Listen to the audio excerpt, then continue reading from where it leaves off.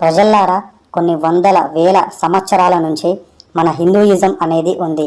ఈ భూమి పుట్టినప్పటి నుంచి మన హిందూయిజం అనేది ఉంది. దాదాపు 1000 ఇయర్స్ బ్యాక్ వరకు మన ఇండియాలో కేవలం ఓన్లీ హిందూయిజం మాత్రమే ఉండేది. చాలా గట్టిగా, స్ట్రాంగ్గా, బలంగా చెప్తున్నా, కేవలం హిందూయిజం మాత్రమే ఉండేది. వేరే ఏ ఒక్క మతం కూడా లేదు. ఇలాంటి ఒక గొప్ప దేశంలో ముస్లిమ్స్ అండ్ క్రిస్టియన్స్ వచ్చి కావాలి అని మతం మార్పిడి చేస్తూ ఉన్నారు. హిందూస్ని కన్వర్ట్ చేస్తూ ఉన్నారు ముస్లిమ్స్ అండ్ క్రిస్టియానిటీలోకి. ఇది అంతా మనందరికీ తెలిసిందే కదా గాయస్, ఎలా మతం మార్పిడి చేస్తున్నారు అనేది. ముఖ్యంగా చెప్పాలి అంటే కాశ్మీర్ పెహల్గామ్ టెర్రరిస్ట్ అటాక్లో మన హిందూస్ని ఎంత దారుణంగా చంపారో తెలుసు కదా. పాయింట్ విప్పి మరీ చూసి పిన్నీస్ని కట్ చేస్తే ముస్లిమ్స్, కట్ చేయకపోతే హిందూస్ అని చంపారు. వెళ్ళి మీ మోడీకి చెప్పుకోండి అని అన్నారు. సరిగ్గా పాకిస్తాన్ దగ్గర తినడానికి ఫుడ్ కూడా లేదు, వాటర్ కూడా మనం పంపిస్తేనే తాగుతారు వాళ్ళు. కరోనా టైంలో ఆ తరువాతకి పాకిస్తాన్కి చాలా పెద్ద క్రైసిస్ వచ్చాయి. దానివల్ల పాకిస్తాన్ చాలా పూర్ కంట్రీ అయ్యింది. వాళ్ళ ఎకానమీ మొత్తం పడిపోయింది.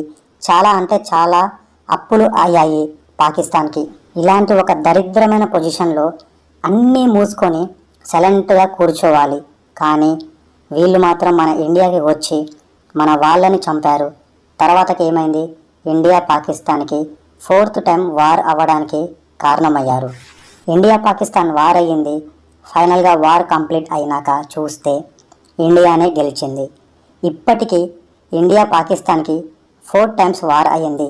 4 టైమ్స్ మనమే గెలిచాము ప్రజల్లారా. పాకిస్తాన్కి అంత సీన్ లేదు కూడా గెలిచే అంత. మన ఇండియా గొప్పతనం చూడండి ప్రజల్లారా. ఇక్కడ పాకిస్తాన్ వాళ్ళు ఏమీ తెలియని ఇన్నోసెంట్ పీపుల్స్ని చంపటం జరిగింది. కానీ మన ఇండియన్ ఆర్మీ మాత్రం పాకిస్తాన్లో ఉన్న ఏ ఒక్క ఇన్నోసెంట్ పర్సన్ని కూడా చంపలేదు అస్సలు. కేవలం టెర్రరిస్టులు ఎక్కడైతే ఉంటున్నారో అక్కడ మాత్రమే అటాక్ చేయటం జరిగింది. చాలామంది టెర్రరిస్టులు చనిపోవటం కూడా జరిగింది. యుద్ధం చేసే దమ్ము లేక పాకిస్తాన్ దగ్గర అమెరికా దగ్గరికి వెళ్ళి ట్రంప్ని అడుక్కోవటం జరిగింది. ఇండియాకి మీరు చెప్పండి వార్ ఆపమని. ఇప్పుడు యుద్ధం చేసే అంత కెపాసిటీ మా దగ్గర లేదు. ఇప్పుడే కాదు, ఎప్పుడూ లేదనుకోండి వాళ్ళ దగ్గర కెపాసిటీ. సో అలా అడుక్కున్నారు వాళ్ళ దగ్గర. అమెరికా చెప్పడం ఇండియా యుద్ధం ఆపేయటం జరిగింది. సో ఇప్పుడు మరి థంబ్నెయిల్లో ఉన్న టాపిక్ దగ్గరికి వస్తే గైస్, చాలామంది ఆఫ్ నాలెడ్జ్ గాళ్ళు అంటూ ఉంటారు ఈ భూమి మీద ఫస్ట్ పుట్టిన జీవి ఇండియాలో కాదు ఆఫ్రికన్ కంట్రీస్లో అని అంటూ ఉంటారు. ఇంకా కొంతమంది ఇంకా వేరే కంట్రీస్ పేర్లు చెప్తూ ఉంటారు. అవన్నీ అబద్ధాలే ప్రజల్లారా. ఫస్ట్ జీవి ప్రాణం ఉన్నది పుట్టింది మన భారత భూమి మీదనే. వేరేది ఏది చెప్పినా ఏమీ నమ్మకండి, అవి అన్నీ అబద్ధాలే ప్రజల్లారా. మరి నువ్వు చెప్పేది నిజం ఎలా నమ్మాలి అని మీకు డౌట్ రావచ్చు. వీటి మీద చాలా రీసెర్చ్ చేసి చాలామందిని కలిసి నాకు ఉన్న ఎన్నో డౌట్స్ని క్లియర్ చేసుకున్నాం. మళ్ళీ రీచెక్ చేసుకొని మరి రీసెర్చ్ చేసి చెప్తున్నా ప్రజల్లారా ఏది నిజం అబద్ధమని. ఫస్ట్ ప్రాణం ఉన్న జీవి ఇండియాలోనే పుట్టింది కాబట్టి హిందూస్ అయ్యి ఉంటారు. ఎందుకు హిందూస్ అంటున్నారు అంటే ఈ భూమి పుట్టినప్పటి నుంచి హిందూయిజం అనేది ఉంది. మరి అలాంటప్పుడు హిందూసే కదా గన్ షాట్ ఉండేది. మెల్లిమెల్లిగా ఎదుగుతూ ఆ కోతి నుంచి మనిషిగా మారటం జరిగింది. కాలక్రమేణా మెల్లిగా మైగ్రేట్ అవ్వటం జరిగింది వేరే ప్లేసెస్కి. ఇండియా నుంచి మైగ్రేట్ అంటే వలస వెళ్ళడం. ఆ టైంకి ఉన్న లైఫ్ స్టైల్కి చాలా రీజన్స్ వల్ల వేరే ప్లేసెస్కి వెళ్ళిపోయారు కొంతమంది. ఇండియా నుంచి వేరే ప్లేసెస్కి వెళ్ళిన వాళ్ళు తర్వాత అక్కడ ఉన్న క్లైమేట్ చేంజెస్ వల్ల అడ్జస్ట్ అయిపోయి బ్రతకటం స్టార్ట్ చేశారు. అలా ఇండియా నుంచి వెళ్ళిన వాళ్ళు మొత్తం ఎక్స్పాండ్ అవ్వటం జరిగింది.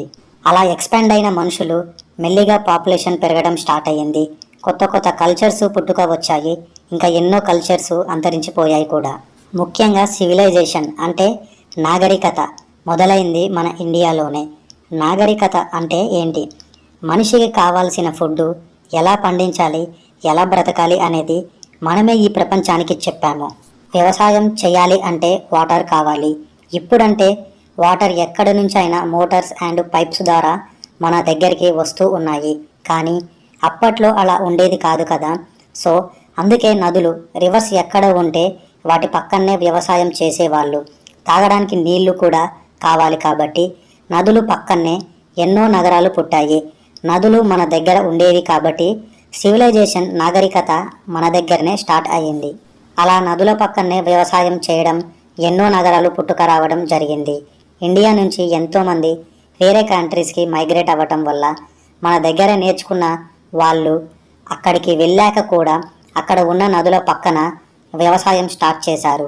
అలా ఈ ప్రపంచం అంతా స్లోగా వ్యవసాయం అనేది స్టార్ట్ చేయటం జరిగింది. ఇప్పుడు చూస్తున్నారుగా ప్రజల్లారా, మనము చేసి చెప్పిన వ్యవసాయమే ప్రపంచానికి ఎంత ఉపయోగపడుతుందో. ఫుడ్ లేకుండా బ్రతకలేము. అలాంటి ఫుడ్ ఎలాగ పండించాలో చెప్పాము. మన దగ్గర నుంచి కాపీ కొట్టిన వాళ్ళే అందరూ. వాళ్ళు క్రియేట్ చేసింది ఏమీ లేదు ఇక్కడ. మన భారత భూమి మీద కొన్ని సిచ్యువేషన్స్ అండ్ అవసరాల వల్ల వేరే ప్లేసెస్కి మైగ్రేట్ అవ్వటం జరిగింది. సో వెళ్ళిన వాళ్ళు అంతా హిందూస్ కదా. హిందూస్ నుంచి వెళ్ళిన పర్సన్స్ అక్కడ ఉన్న కల్చర్ అండ్ సిచ్యువేషన్స్ ఇంకా ఎక్సెట్రా ఎక్సెట్రా వేరే రిలీజియన్స్లోకి మారడం జరిగింది. అక్కడికి వెళ్ళి పెళ్లి చేసుకొని పిల్లల్ని కనటం జరిగింది. సో అది ఓకే. కానీ ఒరిజినల్ డిఎన్ఏ ఎక్కడిది? మనదే కదా ప్రజల్లారా. వాళ్ళు అంతా first copy, second copy, third copy అలాగా వాళ్ళు. మనము ఒరిజినల్ బ్రీడ్ మనది. ఒక 2500 ఇయర్స్ బ్యాక్ వరకు ఇస్లాం అండ్ క్రిస్టియానిటీ అనే రిలీజియన్స్ లేవు అసలు ఈ భూమి మీద. ఇది నిజం, 100% నిజం ప్రజల్లారా. కావాలి అనుకుంటే మీరు ఎక్కడైనా రీచెక్ చేసుకోండి, మీకు ఒక క్లారిటీ వస్తుంది. ఎక్కడో ఒక పనికి మాలిన వెధవలు, వేస్ట్ ఫెలోస్ బుక్స్ రాయడం తెలియక మన హిందూస్ బుక్స్ నుంచి ఖురాన్ అండ్ బైబుల్ కానీ కాపీ కొట్టి రాయటం జరిగింది. ఫస్ట్ ఏదైనా రాయాలి అంటే ఏదైనా హిస్టరీ ఉండాలి కదా. అక్కడ ఏమీ లేదు అసలు రాయడానికి. అందుకే మన బుక్స్ నుంచి మొత్తం కాపీ కొట్టి ఏదో కొన్ని చేంజెస్ చేసి ఆ చేంజెస్లో కూడా ఉపయోగపడేది ఏమీ ఉండదు. అంతా వేస్టే, చెత్తనే ఉంటుంది అంతా. మనకంటే కొన్ని వేల సంవత్సరాల హిస్టరీ ఉంది కాబట్టి ఎన్నో జరిగాయి మన భూమి మీద. చెప్పుకోవడానికి, చూపించడానికి చాలా ఉంది. అందుకే కొన్ని వేల బుక్స్ మనం రాయటం జరిగింది. అది మన హిందూయిజం అంటే. మన రాముడిని, కృష్ణుడిని, మన దేవుళ్ళని అందరినీ కొంతమంది తిడుతూ ఉంటారు, పిచ్చి పిచ్చి కామెంట్స్ చేస్తూ ఉంటారు. ఏదైనా అనే ముందు మీ యొక్క రిలీజియన్ అర్హత ఏంటి, దాని హిస్టరీ ఏంటి అని చూసుకోవాలి. అర్హత లేని వాళ్ళు అర్హత ఉన్న వాళ్ళని అంటే ఎలా ఉంటుందో తెలుసా ప్రజలారా? పిల్లి వచ్చి పులి ముందు అరిస్తే ఎలా ఉంటుంది? అరవడం కూడా అవసరం లేదు. పులి జస్ట్ నార్మల్గా చూస్తే చాలు పిల్లి పరిగెత్తిపోతుంది. ఇప్పుడు అర్థమైందా? మీరు అందరూ మాకు పుట్టిన వాళ్ళే. ముస్లిమ్స్కి సపరేట్ కంట్రీ కావాలి అంటే పాకిస్తాన్ ఇచ్చాము. 1947 ఆగస్టు 14 మిడ్నైట్ టైంలో ఇండియా పాకిస్తాన్ విడిపోయింది. ఆ నెక్స్ట్ డే 1947 ఆగస్టు 15 మిడ్నైట్ ఇండియాకి ఇండిపెండెన్స్ వచ్చింది. పాకిస్తాన్ అండ్ ఇండియా ఇండిపెండెన్స్ కంట్రీగా ఏర్పడ్డాయి. పాకిస్తాన్ ఇండియా నుంచి విడిపోయినప్పుడు ముస్లిమ్స్ అందరూ వెళ్ళిపోలేదు, కొంతమంది మాత్రమే వెళ్ళిపోయారు. చాలా వరకు ఇండియాలోనే ఉండిపోవటం జరిగింది. ఇండియా ఏమీ అనలేదు. సరే అందరం కలిసి ఉండొచ్చు కదా అని అనుకున్నాము. కానీ ముస్లిమ్స్ ఇండియాని బాంబ్స్ పెట్టి చంపడం లేదా అటాక్స్ చేయడం జరగడం మనం చూసాము. క్రిస్టియన్స్ ఏమో స్లోగా మతం మార్పిడి చేస్తారు, బ్రెయిన్ వాష్ చేసి. మేము లైట్ తీసుకుంటున్నాం కాబట్టి మీరు అందరూ ఇక్కడ ఇండియాలో ఉంటున్నారు, క్రిస్టియన్స్ అండ్ ముస్లిమ్స్. అదే మేము పోతాము అనుకుంటే మీరందరూ పెద్ద విషయం కూడా కాదు. అది మీ ఇమాజినేషన్కే వదిలేస్తున్నా. పహల్గామ్ అటాక్ తర్వాతకి పాకిస్తాన్ ముస్లిమ్స్ అందరినీ వెళ్ళిపో అన్నాము. అలాంటి నెక్స్ట్ ఏమి అవుతుందో మీరు ఇమాజిన్ చేయడం కూడా కష్టం. చాలా సీరియస్గా అయితే ఉంటుంది. మళ్ళీ ఈ అటాక్స్ లాంటివి జరిగితే జస్ట్ ఒక గాలిలో మాటలాగా పుట్టినాయి మీ రిలీజియన్స్. వాటికి ఒక స్టార్ట్ ఉండదు, ఎండ్ అసలుకి ఉండదు. భూమి పుట్టినప్పటి నుంచి హిందూయిజం అనేది ఉంది. మరి మాకు ఎంత ఉండాలిరా? అంత చరిత్ర ఉన్న మాకే ఎవరిని డిస్టర్బ్ చేయకుండా మా పని ఏదో మేము చేసుకుంటున్నాము. అనవసరంగా వచ్చి మీరే మమ్మల్ని గెలుకుతున్నారు. గెలికి మరి దెబ్బలు తింటూ ఉన్నారు మా చేత. అయినా మీకు కామనే కదా మా చేత దెబ్బలు తినడం అనేది. మీ హిస్టరీని తీసేయాలి అంటే జస్ట్ మీ బుక్స్ని కాలుస్తే చాలు. మీకు హిస్టరీ అనేది ఉండదు. కానీ ఒకవేళ మా బుక్స్ని కూడా కాలుస్తే వచ్చే డ్యామేజ్ కూడా ఏమీ ఉండదు మాకు. ఎందుకు అంటే మేము ఎన్నో గొప్ప టెంపుల్స్ని కట్టాము. ఆ టెంపుల్స్లో మా హిస్టరీ అంతా ఉంటుంది.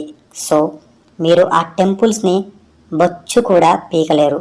ఆ చరిత్ర అంతా అలా బలంగా స్ట్రాంగ్గా రాళ్ళ మీద చెక్కబడి ఉంటుంది.